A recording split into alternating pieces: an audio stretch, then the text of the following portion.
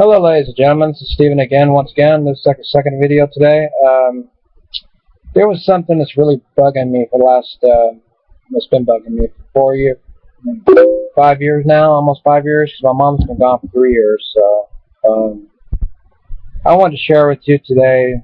Okay, about this is about aneurysms. Okay, and taking Plavix, taking aspirin at the same time. Okay. Me, myself, I know that aspirin helps heart attacks, stay away and stuff like that. That's okay. I'm not against it. 81 milligrams of Joseph, aspirin, whatever. Comes in a little bottle like this. Everybody knows what that is, I'm sure. Okay, but for the record, I talked to 3 neurologists, okay? And I talked to a cardiologist, okay, about this case. This goes for my dad, okay, and this really astonished me. This really surprised. I mean, I was in shock about what happened to him anyway. Okay, number one, because he had a stroke. He's had the stroke with the variations, but he also had not just the regular stroke itself. He had the aneurysm burst in the brain. Okay. Now, the doctor said if he didn't take that Plavix, okay, the cardiologist agreed. This was down at the major hospital, big hospital. Okay, this is the best hospital, one of the best hospitals down here. Okay, I think it's Loma Linda, if I recall. Anyway, I kind of think, yeah, Loma Linda. The hospitals lied about something. Okay, the sad part is he retired truck driver, made about $104,000 a year, but in his past when he was young and stuff, he made over $104,000 a year. So that's on the road constantly. That's a lot of money. So that's good money, as much as the doctor makes. But some doctors, more than nurses make. But to get to the point, besides money, let's get off that shit.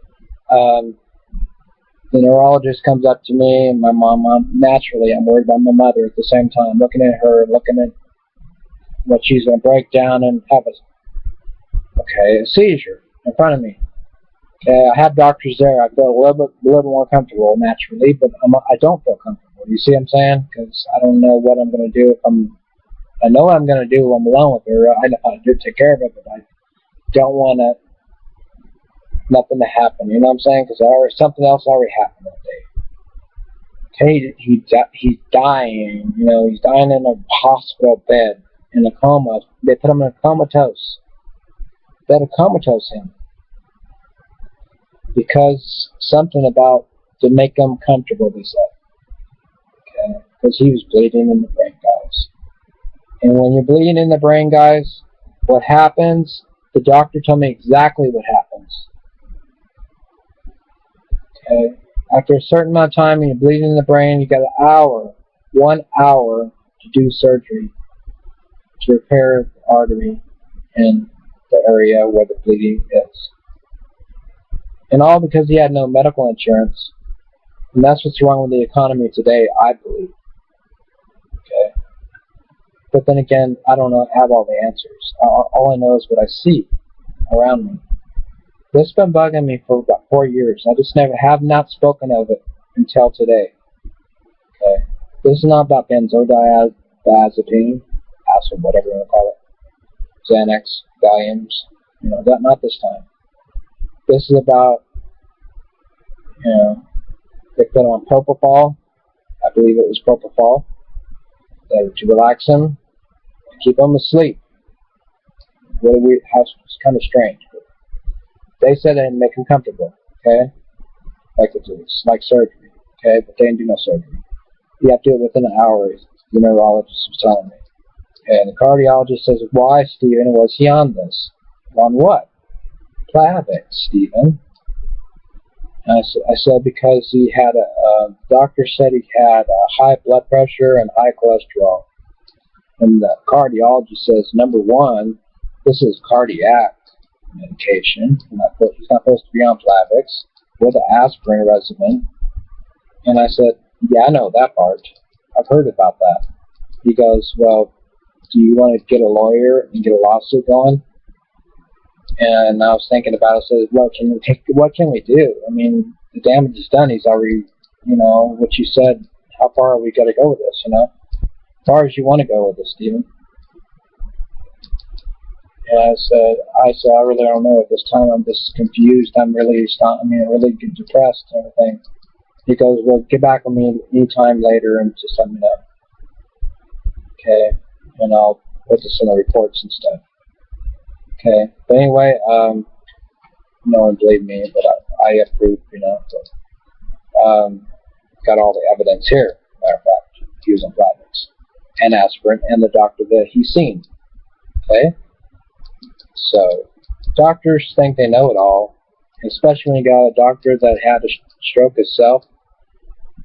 I've heard he had a stroke and he was wobbling, I mean, I'm not trying to put down the doctor, don't get me wrong. Had wrong decisions. He was given the wrong medication on Plavix and aspirin mixed together. That's like a death trap. I mean, it's like giving Cindy Coumadin and Lovenox at the same time. You want to see somebody bleed? Get cut. It's like cutting myself wide open and let myself bleed to death. That's what this doctor said. The cardiologist even agreed. Okay, he shouldn't have been on Plavix, he said. There's other medicines out there. Cholesterol for one, high blood pressure pills, and beta blockers to two. And I said, yeah, I agree with you, doctors. Now it's too late. He says, yeah, I know. You want to see the CAT scan? I said, yes, I do want to see the CAT scan, MRI, and all the other stuff. This is how much blood is in the brain. I was shocked. Seeing all the blood in the brain. I don't think Cindy was in the room at that time. I'm trying to think. No, she didn't go in the room because she was too upset. She didn't want to see it. And I went in there because my mother went in there, okay? And I cared. I mean, it's not that she don't care. Don't get me wrong. Take that back. No, that's what she had to walk out of. Yeah, that's what it was. See, I can. My thinking's going. Okay, for a second. It's been bugging me. That's how much it's been bugging me. Especially when he says I get cut. Okay, he's on the wrong medication. The stupid doctor, a few days before that, would not up his blood pressure medicine like I told him to. I know doctors to really say that, but then again, I do have a point. I mean, I looked at his blood pressure here. It was way over. It was 200, over 100, 120. What would you do, guys? I complained. Oh, have him cut down on what? Blood pressure pills? Oh, I mean, excuse my language. Jesus Christ. You don't cut down blood pressure pills because you're on high blood pressure, do you? I'd rather see him on Valium. Here we are with Valium again. I'd rather see him take a Valium to bring his blood pressure down than have him freaking have enough pressure to blow a fuse. I mean, that's what it is, blow a blood vessel. I mean, God, first one was a warning, a TIA. It's a mini stroke. He came out of that fine. And then 2 months later, that's when it all hit. The shit hit the fan that morning. My mother calls me up. Says, Stephen. I said, what, Mother? What's wrong? She was crying. I said, what's the hell's going on?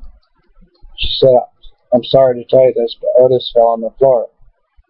And told, his dog that I love you and stuff like that. And the dog was barking at him, Coco.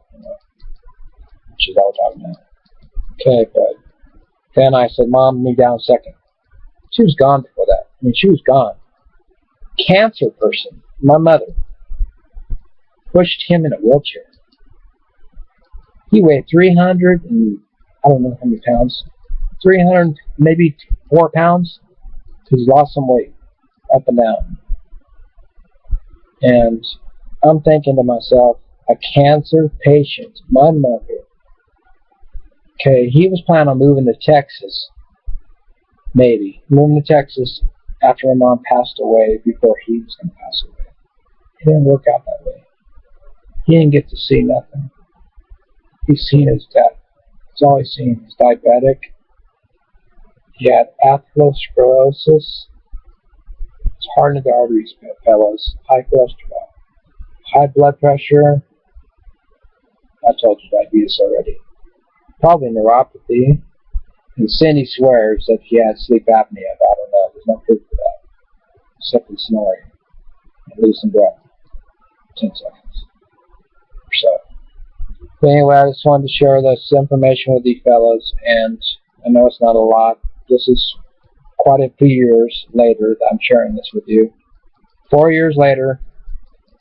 Okay, I'm going over my time a little bit, I think, so I'm going to go ahead and stop right there. But if anybody else has anybody out there taking Plavix, please consult with another doctor. If you're taking Plavix and aspirin at the same time, don't think it's good for you, because it's not. In fact, it's a killer. Coumadin has rat poison in it. Do you know that? It's made from rat poison. Coumadin by itself. But we have to live with it. I don't. She does. Now, if you ever want to have a death trap, that's like giving her a shot of heparin with some Coumadin. That's what it's like. That's the kind of doctor he had. Okay? Too much. So, I shared what I had to share today. I know it's too damn serious, but it's fucking emotional. Okay. Y'all have a good day. God bless. Take care. I want to share with you today, okay, about about aneurysms, okay? Okay. And taking Plavix. Taking aspirin at the same time. Okay. Me, myself. Hello, ladies and gentlemen. This is Steven again, once again. This is the second video today.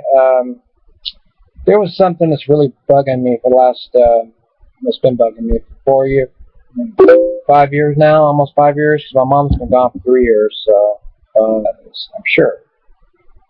Okay, but for the record, I talked to 3 neurologists, okay, and I talked to a cardiologist, okay, about this case.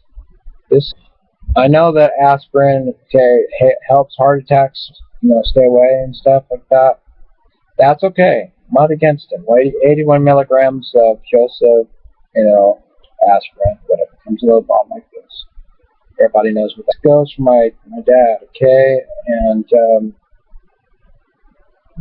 this really astonished me. This really surprised.